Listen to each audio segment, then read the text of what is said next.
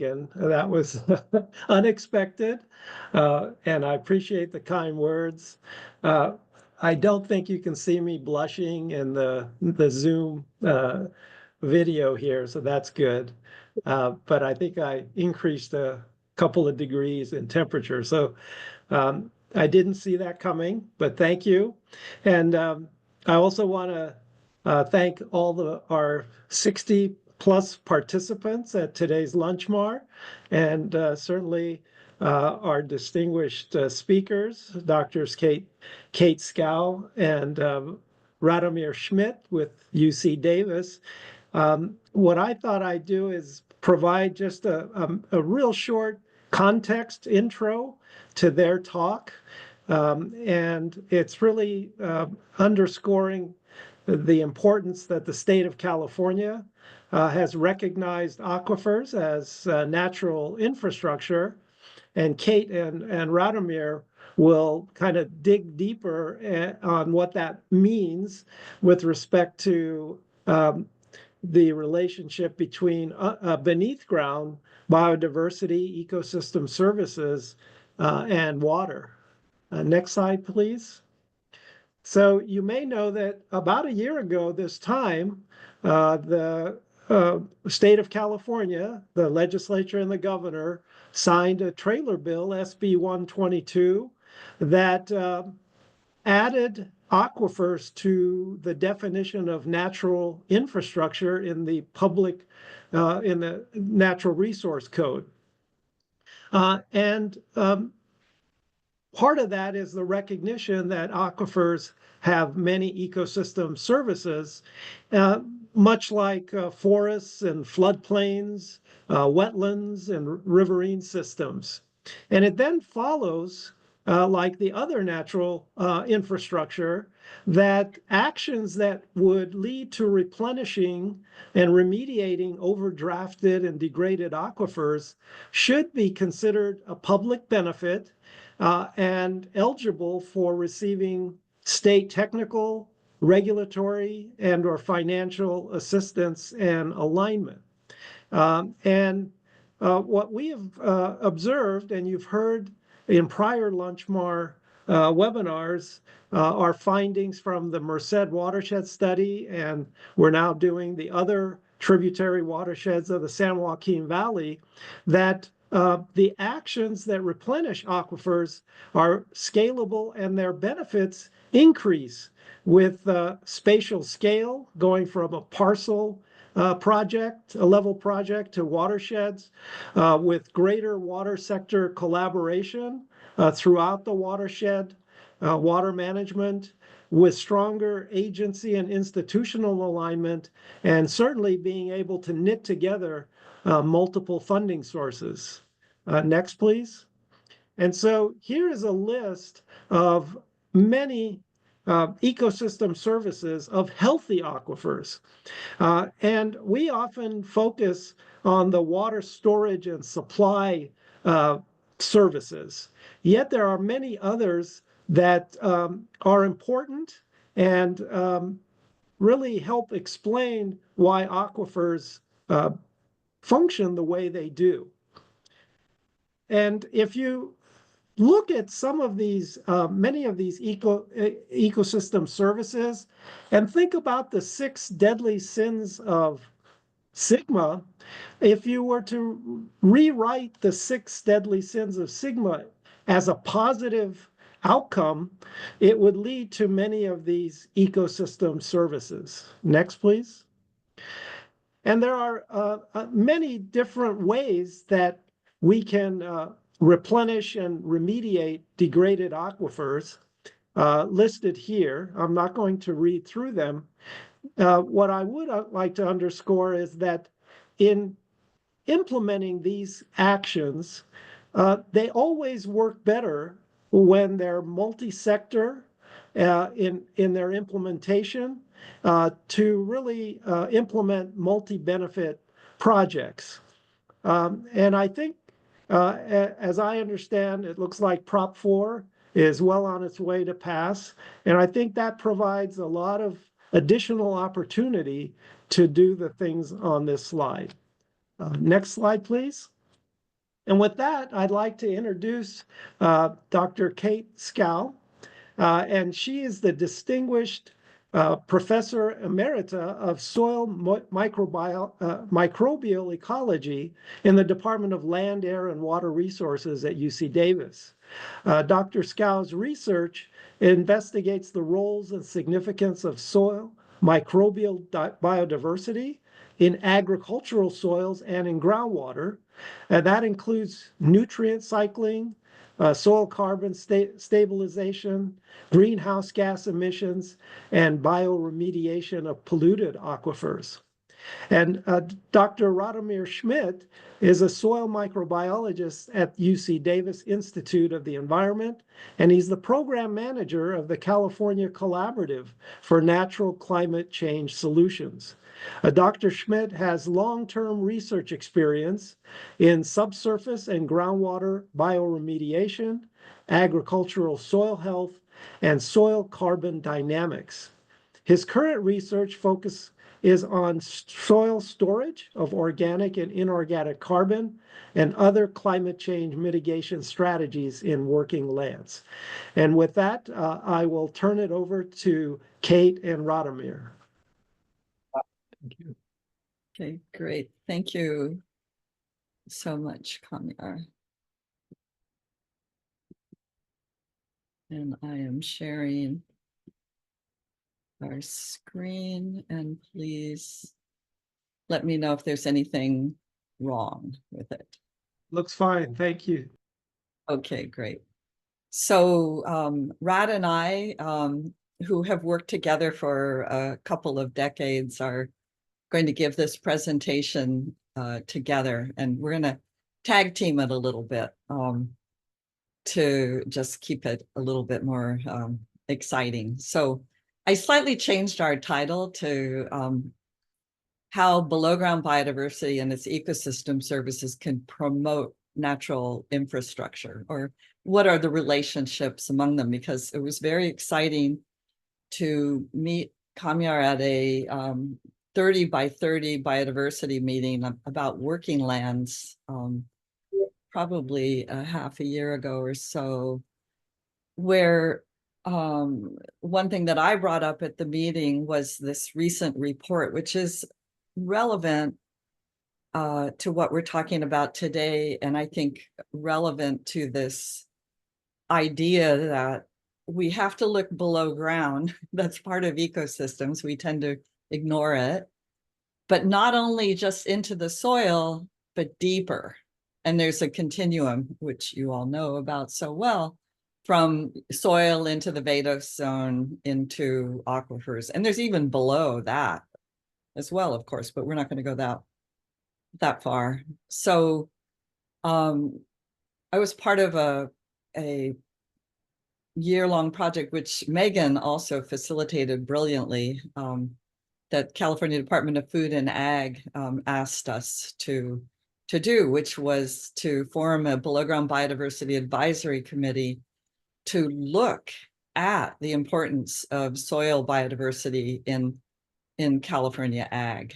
And there we focused on developing a white paper that talks a lot about its importance and the threats to it, and then going further and identifying what would be biodiversity indicators that are relevant, particularly to soil health. How could it guide our assessments of soil health better? Because a lot of what we see that we call soil health is the actions of soil biodiversity. It's like you cannot separate all the life that is in soil that drives so much of what we see that we often think of as a disembodied functions, but they're not. They're the deeds of organisms making livings in soil. And then to develop a framework to provide case studies to assist in, like, depending on the question you ask, how you might decide what biodiversity indicators to look at. And a lot of recommendations. And one was that this was really relevant to the 30 by 30 California Initiative for Biodiversity, which does not include much attention to below ground biodiversity. There's a lot above ground, and that's true globally. A lot of the focus on biodiversity is on the above ground. It's what we can see. And especially when you're talking about a lot of microbial activity, that's important. That's very difficult and actually a relatively newer area of capability to look at it. So you'll see that that's very much part of our talk today. So I'm going to hand it over to Rad now, and he's going to start off looking at our charge today. Thanks, Kate. Yeah, so I'm going to kind of, for the next few slides, dig down a bit deeper at what this ecosystem that we're talking about today is, and what the biodiversity within that ecosystem is, and kind of start talking about why we're concerned with that biodiversity and the ecosystem. And to start with, we have this definition of the ecosystem as the dynamic complex of plant, animal, and microbial communities combined with the non-living environment they inhabit, and that whole interacting as a functional unit. So what Kamiara already mentioned in all these, that it's a trans field place of study, but it requires all these different parts, and it requires knowledge from very different works of academia. And because it's underground, it's also an ecosystem that's hard to study and often overlooked. Next slide, please. And there's going to be a theme throughout this talk about how everything is interconnected and interdependent. None of the pieces within the ecosystem exist in isolation. They're connected, and functioning of one part of it affects the functioning of everything else.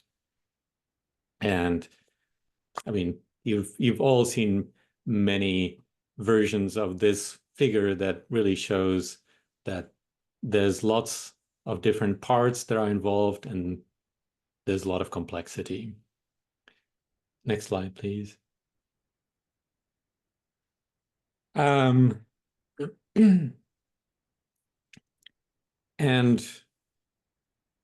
one of the complexities that we're concerned about is the temporal scale, the time scale. Because, as you know, things within the subsurface environment can take days, years, decades, centuries, depending on how far below ground you are, how well connected things are. And that difference in how fast things move through and how fast things react adds complexity to the whole, to what we're studying. Next slide. Another part of the complexity is just the spatial scale.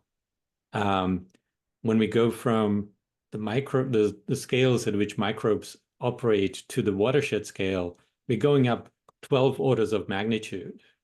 And we need to be able to think about at things at both ends of that scale and everywhere in between.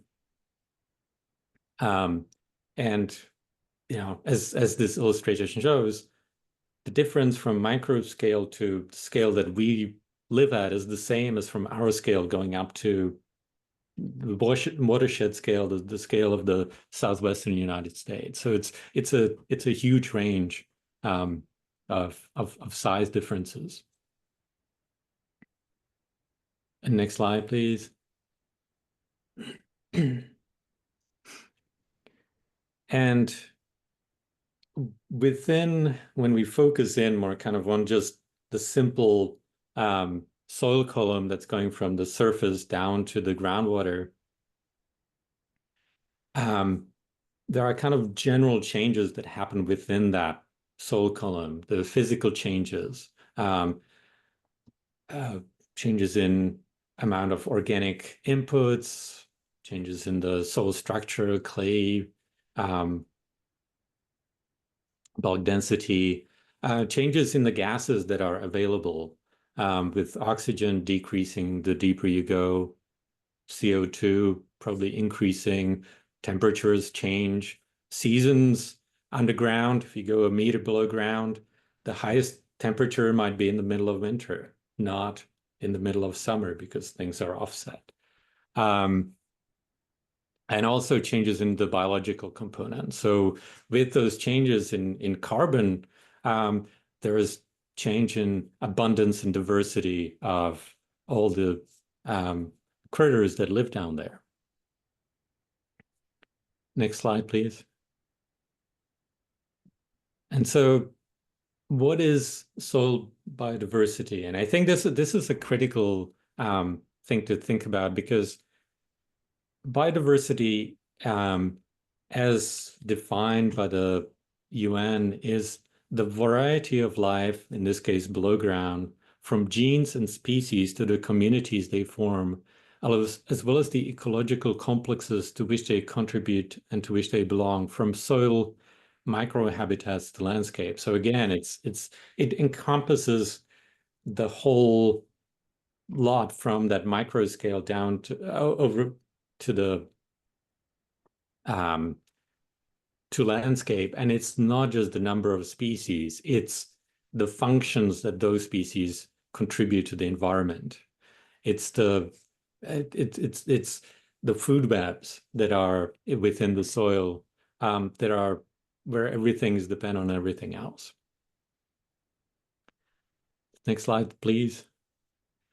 And so we can kind of dive deeper into what is life. And this is a recent tree of life, and we're showing it here not because we expect anyone to kind of have a knowledge of what the tree of life is, but more because everything that we see in the world around us is down in the branch, the green branch on the bottom right, with the animals, fungi, plants, protists, algae.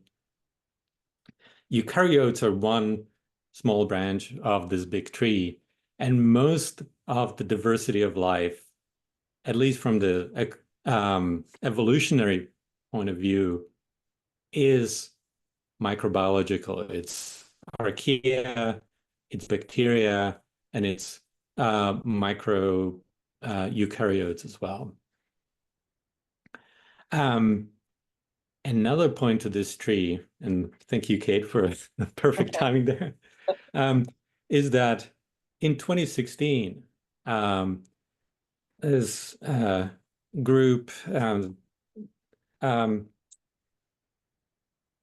decided to change slightly how they sequence environmental DNA, and basically added a third of the tree of life. So we are still learning a lot about the diversity of life on this planet. That knowledge is continuing. I'm sure we will add a lot more species to the tree of life, but this is not a finished story. We are still exploring and learning more about everything that lives here. Next slide, please. And yeah, as I've already mentioned a number of times, there's a huge scale in not just the non-living environment, but in the living, the bacteria, archaea, viruses, through various small eukaryotes up to large animals that live in the soil like earthworms and beetles. And of course, even much bigger animals like gophers. And aardvarks. And aardvarks. Next slide, please. And as I briefly mentioned before, these creatures don't live in isolation. They're all connected. Some feed on others. Some provide other food for others. Plants are dependent on fungi and bacteria to provide nutrients for them. They provide carbon for those same microorganisms to live on. And the networks of interdependence within soils are extremely complex. And as an illustration, here is a network of the United States power grid, a social network, and a microbial network, and they look kind of identical because there is a huge amount of complexity in interactions between all the living components of the soil. Next slide. And what many people don't realize is that soil is arguably the most biodiverse habitat on the planet because there's just so much diversity within the soil. And it's a recent estimate published last year is that soil is home to 60% of the Earth's biodiversity. And it changes by the group, but some groups like encytrades, there are primarily soil organisms. It might be 90 or more percent, or fungi, 90 or more percent of the diversities in soils. For some things like bacteria, it's 50%. And the percentage changes. Mammals live mostly on top of soil, so on the ground, so relatively few of them are permanent inhabitants of soils, but huge amount of our biodiversity is contained within soils. Next slide, please. So why are soils so biodiverse? We kind of need to go back to those scales and processes that happen at the different scales, from global processes that involve energy and water and the geological scale, to landscape constraints and processes that are also the same. Kind of the theme of all of these things is that water is involved, energy is involved, and the physical stuff of the environment plays a part, down to the plant scale, the root zone, those environments, down to the microaggregates that form within the soil that are to the bacteria that live in those environments. Those are the whole world that they ever see. And even beyond that, if you go down to the cellular metabolism and the scale of kind of the subcellular stuff, the enzymes that get produced and that do all the biological stuff inside and outside of organisms. So that complexity, again, happens at all those scales. Great. So I'll take over here for a little bit, Rad. I think one thing that's interesting to think about soil is it's not a well-mixed system. It's not like a lake or an ocean. And even though there's a lot of heterogeneity within those sorts of ecosystems in soil, it is extremely unmixed, right? So tremendous opportunity for maintaining these very different kinds of microenvironments adjacent to one another. So we want to shift gears a little bit to what does that below ground biodiversity do? And this is something that if you're interested in biodiversity, particularly the below ground, it often just its existence for its own sake is not very compelling to people. And it just turns out that this biodiversity and a lot of it, microbial biodiversity, has enormous impacts on the world in functions of ecosystems and in what we call ecosystem services. What are the benefits to us of these functions? So below ground biodiversity is the primary unseen driver of terrestrial ecosystem functioning. And things that I was taught about, like nutrient cycling when I was in high school or early college, you know, it's just like, oh, they just happen, like nitrogen cycles. But every step in the nitrogen cycle is a microbially driven process. It's microbes looking for energy and nutrients. And so all of these, what we call functions here, nutrient cycling, formation of soil structure that Rad's going to talk a little bit about, with impacts on how water behaves in soil. Soil organic matter cycling, we're very interested in this with carbon sequestration. Biodegradation, we're going to talk a little bit about that.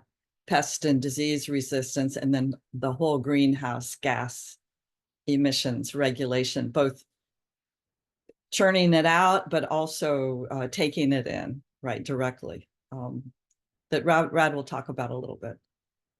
And our ecosystems are very strongly shaped by these differences in biodiversity, and in turn feed back in promoting those differences in biodiversity. So you have these strong feedback loops that result in these like strikingly different kinds of ecosystems that we see just within California, blessed with this tremendous diversity of ecosystems. But the soil biodiversity is like a very important shaping part of these differences. And so these were like functions, I'm calling these ecosystem functions, and then the services that are provided by the soil and biodiversity are immense. And Kamiar showed some of these same things in the aquifer ecosystem services, and some of these are shared, but we've got the provisioning services and food, fiber, fuel, carbon sequestration, water purification, regulating climate, then nutrient cycling, some of the regulating ones, floods, water, but also it's a provisioning like sources of pharmaceuticals, genetic resources. There's construction, the built environment that comes, a lot of it is coming from soils, and obviously the cultural heritage, like deep relationships between humans and land that has a lot to do with soil. So there's just a tremendous amount that comes from soil, and we're using the word below ground biodiversity to encompass more than just soil, to go deeper, because I think that's one of our points here, our arguments here, is how we have to keep on going deeper and not just stop at the soil layer for multiple reasons. A lot of it has to do with water. And in particular, water, this slide just calls out this interaction between soil biodiversity and water purification, where there's a lot of direct impacts, where soil biodiversity, microorganisms are changing the form that nitrogen exists in water, and it can make it more soluble, less soluble, turn it to a gas, immobilize it as a function of the form it's in, and also degrade contaminants. We'll talk a little bit about that. Filtering, Rad is going to talk about this, soil structure, which is driven by biodiversity, is part of that. And then the indirect effects, where there's enormous modifications of soil chemistry that leads to changes in the way solutes and, well, elements, or all kinds of compounds interact in water. Now, below-ground biodiversity is under threat. Some of it, but not all of it, is from the soil down. The soil is the entry point where the threat emanates down from above, but that isn't the only threats that exist, as people who work in water know well. So we've got climate change issues, higher temperatures. We're learning now a lot about how soil organisms respond to elevated temperatures in soil, drought, aridification. Things we're doing really well in California, salinization and pollution and erosion. So this is more the human managed impacts, organic matter depletion, and then fragmentation of habitat is also a big driver that is leading to reductions in biodiversity because the conduits aren't there anymore. And this, we believe, it applies also to what has been happening to the relationship between groundwaters and rivers, subsurface and surface water bodies, where groundwater base flow is very important for river flows, nutrient cycling, ecosystem maintenance. And we also believe in interaction of biodiversity, like communication or transferring of biodiversity as well between these different systems. And we now have this situation where in a large part of the US is now experiencing well water levels that lie below the nearest streams, which is making these, fracturing these interconnections.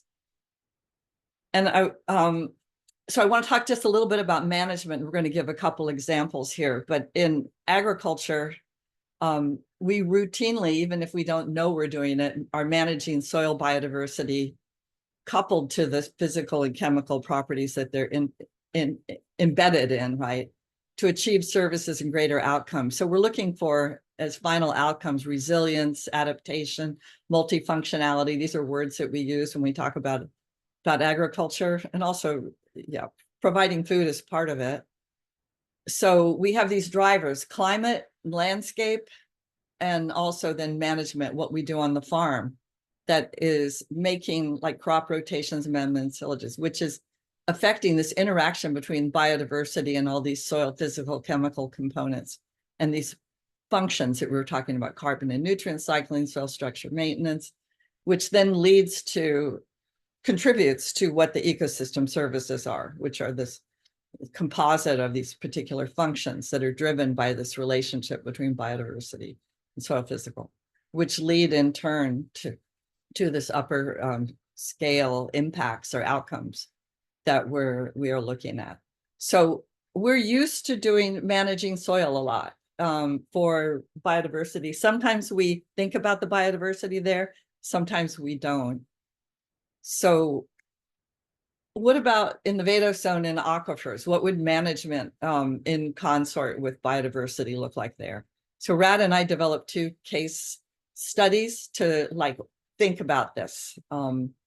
And one is water infiltration and storage in the subsurface, and the other is bioremediation of contaminated groundwater. So Rad's going to take over now. Thanks, Kate. Yeah, so obviously, if we want to talk about recharge, we have to get water somehow from the surface down into the aquifers. And there is a potential issue with just even getting into the soil, and just driving around in winter. You all might have seen fields like this where there's standing water after rain. Next. And it's because agriculture, if not done in the best way for the soils that you're working on, can destroy the soil structure that lets soils breathe and take in water. Next slide. And it's because of things like tillage and growing cover crops, growing monocrops and leaving ground fallow for a long time. That degrades the amount of organic carbon in the soil and breaks down the aggregates. And so one of the ways to remediate is to reduce tillage and include things like cover crops that keep the ground covered more of the time, or organic amendments like compost to put some of the carbon back in and feed the soil microbes that make this structure possible. And there's kind of a continuous cycle in the soil of organic materials coming in from they're secreted by plants or dead plant material that gets used by the microbes to grow and die, and some of that broken down material attaches to clays, and the physical sorption of those organic materials protects them from degradation by other microbes, and having the organic material in the soil glues these clay particles together to form larger microaggregates, and they form the pore system that allows water to infiltrate and gases to get into the soil and let plant roots breathe and life to go on in the soil. Next slide, please. So I'm going to give a brief overview of one of our projects, because it's an interesting illustration of both how the subsurface and the surface and the whole soil column is connected, and also why we need to study these environments, because the results are not always what we expect. So there are two groups of organisms in the soil and subsurface that deal with methane. There are the methanogens that are anaerobic and live mostly down in the capillary fringe or the saturated zone, which is anaerobic, that produce methane. And there are the methanotrophs that live close to the surface, typically, that require oxygen and that break down methane. And everything is made more complicated because there's another source of methane, which is the atmosphere. And there's a seesaw balancing act between the methanotrophs and methanogens, and depending on who there's more of and who's more active, you either can have soils that produce methane at the surface or soils that can actually be a sink for methane.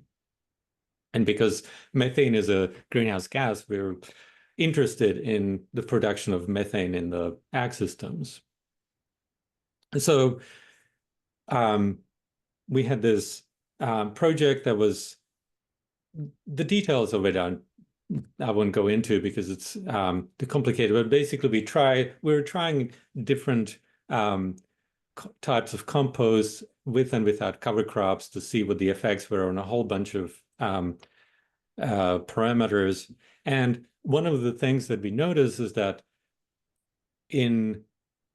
depending on what type of compost we were and depending on whether cover crops were present or not, we had increased infiltration in pretty much all the treatments when compared to the control, which didn't get cover crops or compost.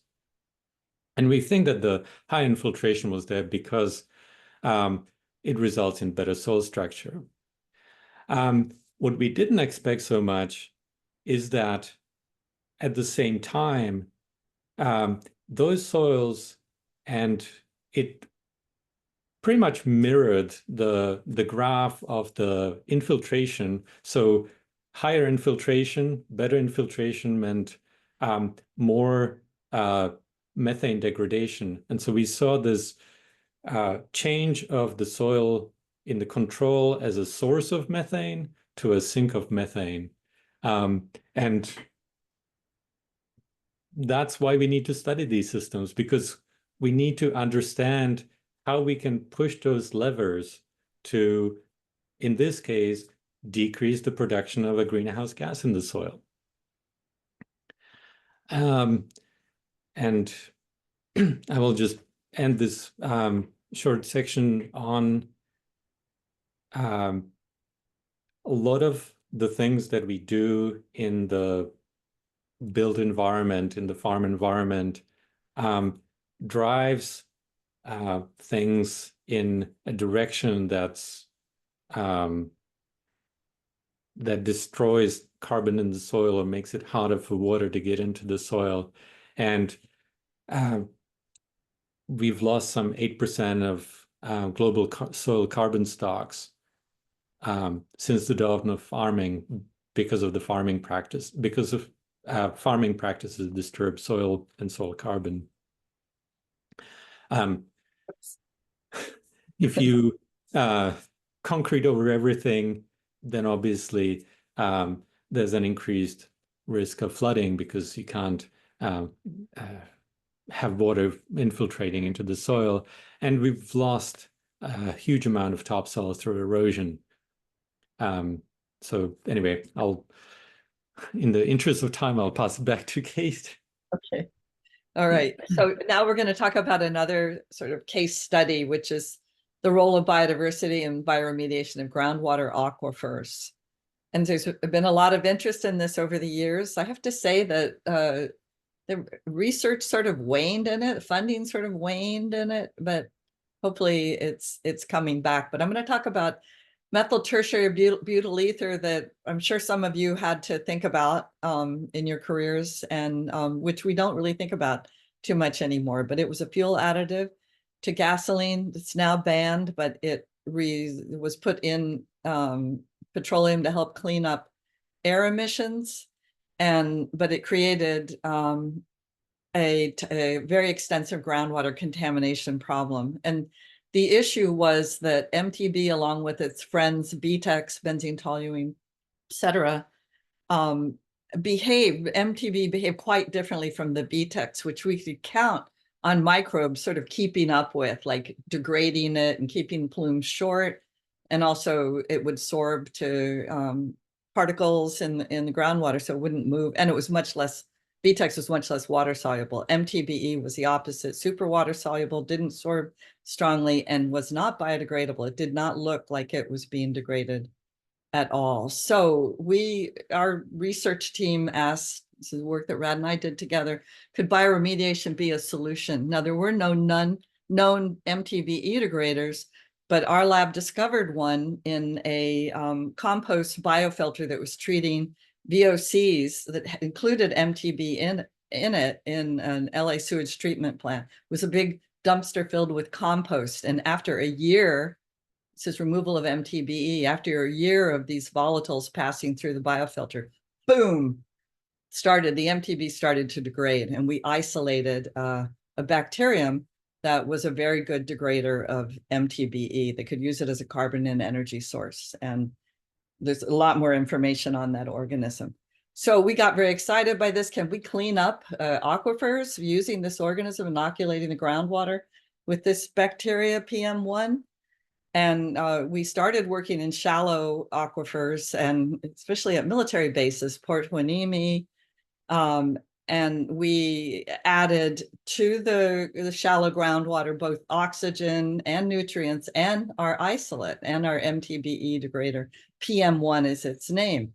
And so, yeah, it did great. MTBE degraded with it, inoculated, but also degraded without being inoculated, with only adding oxygen and nutrients. And we thought we were going nuts for a while, and that our organism jumped over into the plots that were not treated with the organism. But then we developed really good molecular tools to be able to identify the organism. And we found that actually the MTBE loss that we got in the absence of the inoculated PM1 was associated with increases in populations of native indigenous PM1 organisms. We found the same thing at Vandenberg Air Force Base. So the organisms are there, but they didn't have the conditions to be able to break down the MTBE, but they were there. And then it turns out we did surveys throughout the state that there are populations of PM1 present throughout California and also in other states and Europe, often associated with MTBE contamination. So then we moved to a deep aquifer at North Hollywood, which was a drinking water aquifer contaminated by MTBE, where pump and treat would be needed. So we asked the question, can we put bioreactors up above the ground, deep groundwater? We couldn't get the oxygen down there, and pump the water up, put PM1 in it, and break down the MTBE. And this is a very impacted aquifer, right? Multiple drinking water supply wells close to this plume. And so first we primed the bioreactor pumping groundwater and oxygen before we added PM1. But after 4 weeks, again, the MTBE started to degrade. And we were able to use molecular tools and find out that indeed native PM1s rode the groundwater up into the bioreactor, appreciated the presence of the oxygen and nutrients, and just took off, degrading the MTBE. They self-seeded the reactor. 99.9% MTBE removal efficiency. And meanwhile, after I think it was a year and a half, the concentration of MTBE was non-detect and the site was closed down.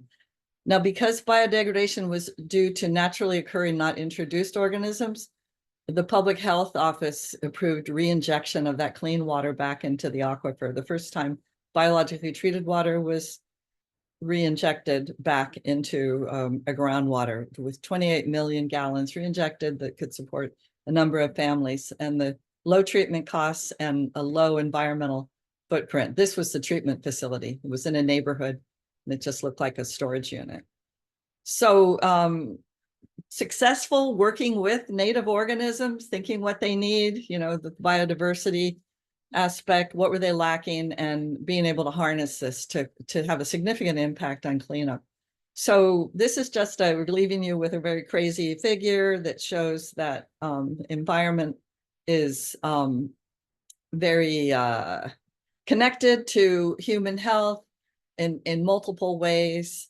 We've got the soil, the water, the air, and it's like mapping this out is kind of impossible. There's so many interactions. This actually came from a National Academy report that I was on that looked at linkages between soil health and human health. If you have an interest, I can give you the link. But what one thing that came out of it, it was the One Health paradigm, which is also very relevant to what we're talking about today, where we have human health, animal health, and then I love this big bundle of stuff called environmental health, because embedded in that is the green infrastructures and the natural infrastructures, as well as microbes. And I mean, there's a whole bunch of stuff that needs to be unpacked in this green circle, but you're beginning to look at what are the interconnections between these different kinds of systems, and how can we leverage these interactions. And so I think what's interesting is to think about, I mean, I think just moving to the discussion, I just threw up a few points, but there's a lot of potential for connection between the types of things that you are doing and these new developments in thinking about biodiversity and One Health and ecosystem services. And it would be really interesting to start to think a lot about this, of how these different conceptual models and programs can be intersected to have mutual benefits for everyone involved. Okay, I'm going to stop there. Wow, just a few minutes short. Thank you, Kate and Radomir. A lot of great information, and a lot of information that the network really hasn't considered or heard about. And I did see in the chat, you'd mentioned the link on the One Health paradigm. Looks like there is interest to get their hands on that. Maybe we can do that later. Yeah. We also got a question from Emmanuel, and it looks like Radomir already began responding. I don't know, Radomir, would you like to just repeat the question and your response, please? Sure. So the question was that FloodMAR has potential to enhance below-ground diversity, but introducing floodwaters for recharge also carries the risk of bringing in unwanted elements such as pollutants or invasive microorganisms, which could disrupt the natural ecosystems. And the question was, how can we effectively monitor and manage floodwater quality in FloodMAR projects to maximize ecological benefits for soil health while minimizing risks? And, you know, how many more hours do we have to discuss all those things? The short answer that I try to post is that we have molecular methods like DNA sequencing that can, you know, we can extract DNA from environmental samples and get the microbiome of those samples, be they floodwaters or soils or aquifer waters, and they can tell us a lot about the environment and what's coming in to that environment. So from the biological point of view, and also from the contaminant point of view, soils are great at filtering out stuff, and they're good buffers, and they microorganisms that are not used to living in that soil or in the aquifer typically don't survive for a super long time when they come in, just because they're not adapted to those environments. But it's definitely something that needs to be considered, and it's not necessarily even just the contaminants. You can just have, as most of you probably know, the water chemistry can be important, because if you introduce, there have been cases where pure water was introduced into an aquifer, and you can dissolve things like arsenic out of the minerals in the formation and contaminate your aquifer, not because you're putting in bad water, but because you're putting in water that's better than what that environment is typically seeing. So it's something that needs to be always kept in mind, that, you know, what we're putting in has to be appropriate for that environment. Thank you. And I do see that a couple of links were put into the chat, and I'm going to turn it back to you, Megan, since we're at time, and see if there's anything else you want to share with the participants. No, not from my end. I just wanted to offer, I know we're just scheduled until 1:30, which is just this moment, but it was such a robust presentation. We didn't have a lot of time there at the end, but Kate and Rad are available to hang out with us for a few extra minutes if folks would like to ask another question or two or engage in some discussion. So if you have to leave us now, thank you so much for attending. We'll post the recording to the floodmar.org website, maybe in about a week's time. But we're going to stay here and answer a couple questions for a few more minutes if folks are interested. And anybody who wants to send emails to follow up, we both are quite willing to address that. Like, there's a great question on long-term impacts of herbicide and pesticide use, because often the way it's studied is like single impacts or just over the short term, and not this long-term impact, which you know, the chronic effects rather than acute effects.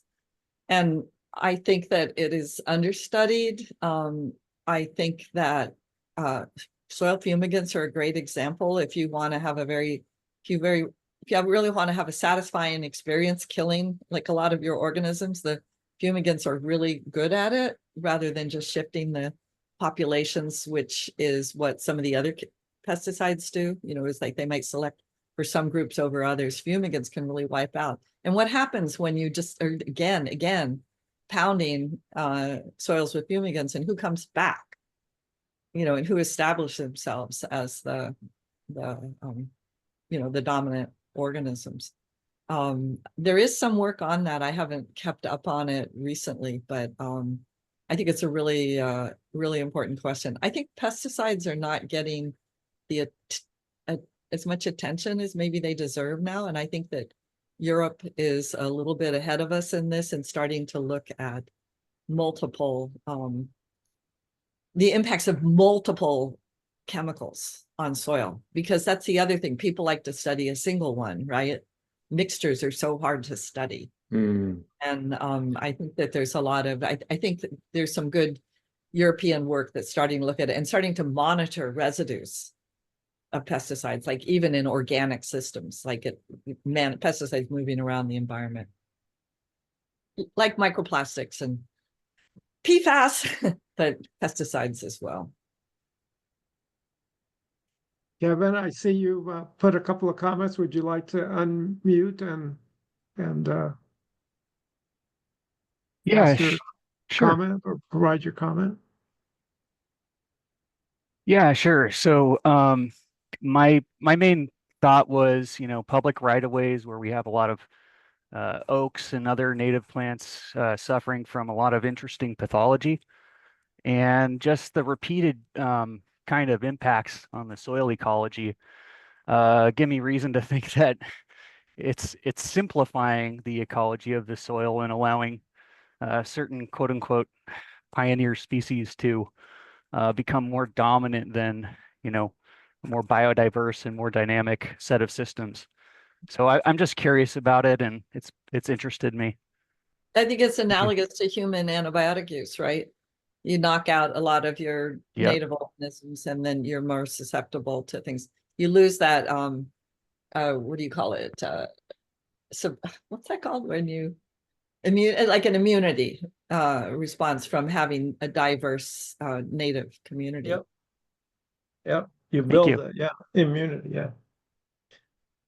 Suppressiveness is how we call soils that have the capacity to seemingly resist a lot of disease. Yeah. And one of the things is just also niche, how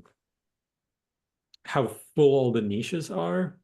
So one of the things that prevents invasive species getting into the soil is just they don't really have anywhere to go. Like all the roles are fulfilled, and all the places that they could live on the soils are already, that space is taken up by other organisms within the soil. So yeah, again, if you introduce toxic chemicals, be they biocides or pollutants or whatever, and kill off those species, you provide a living space for invading organisms to come in. So I did see that cover crops was one of the strategies that helps infiltration. I know that NRCS is doing pilot projects in the San Joaquin Valley with farmers that are part of it to put cover crops, and they are demonstrating that this putting cover crops between rows of trees or vines actually helps the infiltration of water during rain events. That's interesting. And if you think about it, it's just like the fact that, drive around right now and look at soils in California, and it's like they're shockingly bare, most of them, right? And we have the capacity to have winter cover crops in our state, in our region. That, one good thing it does is it provides cover and also sources of carbon for a longer period of time. So you don't have these enormous bare times. Because think of going bone dry, and bare for a big section of the year, and then boom, you have to ramp everything back up when you start the cropping season. So there's a continuity that comes with the cover crops, but also the ability to move some of the biodiversity deeper in the soil with the roots, extension of roots, deeply rooted ones. On the other side of the argument, though, there's also the issue for farmers that And we actually had that problem with the project that I mentioned. On the first year that we ran a project, there were late rains in March and April, and the farmers couldn't go into the field because it was too wet to terminate the cover crop. And so it definitely can make management more difficult, especially in the California context in the Central Valley, and especially with most models predicting that precipitation will be in more isolated but individually bigger events, and that the precipitation will move later in the winter and into spring more. So yeah, it's not just a straightforward shot. It's a difficult question for farmers to answer if they can adopt some of these practices in their system. Very good. And I know that we post the recordings of the LunchMAR on the FloodMAR Network Hub website.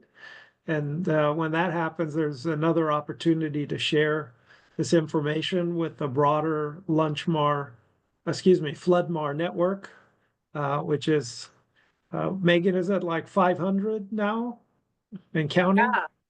Yeah, so quite a impressive. We know. Yeah. And so, and especially that last slide where you had the discussion topics or questions, it'll be nice to draw those out and see if that's something that the network wants to consider. Yeah, I think we would be so interested if anyone wants to come meet us at this topic, coming from your perspective, because that's how I see it's going to happen. We have to be coming from both sides and thinking about it. But hopefully there's some food for thought in this presentation.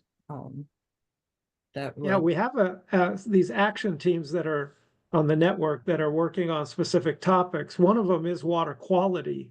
And I could see that having a strong nexus with a lot of the topics you presented today, particularly the herbicides, pesticides, and then the nitrates that have accumulated in the soil because of fertilizers. And this idea of when and how would those be transported within the soil column down into the aquifer and potentially contaminate the groundwater.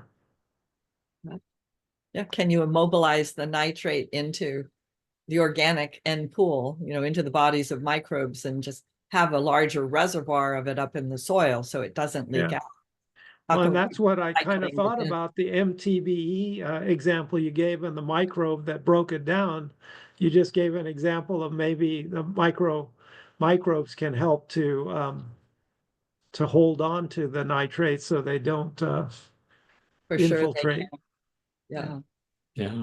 That doesn't require fancy organisms. That's like a lot of native ability to do that if the conditions but it requires the right environment for the microbes. They have to have all the nutrients that they need to do that. Yeah. Well, it sounds like it would make a great research project or pilot project. Yeah. So with that, this might be a good time to conclude our webinar. Megan, anything else on your part? Just a big thanks to Kate and Rad, and to you, Kamyar, and to everyone for joining us this afternoon. I hope the rest of the week goes well. Yeah, we had almost 40 people hang on after the 1:30 mark, so a lot of interest. Thank you. Thank you, Kate and Rod and everyone. And Megan, until next time. Okay, thank you. Thank you. Bye-bye. Bye.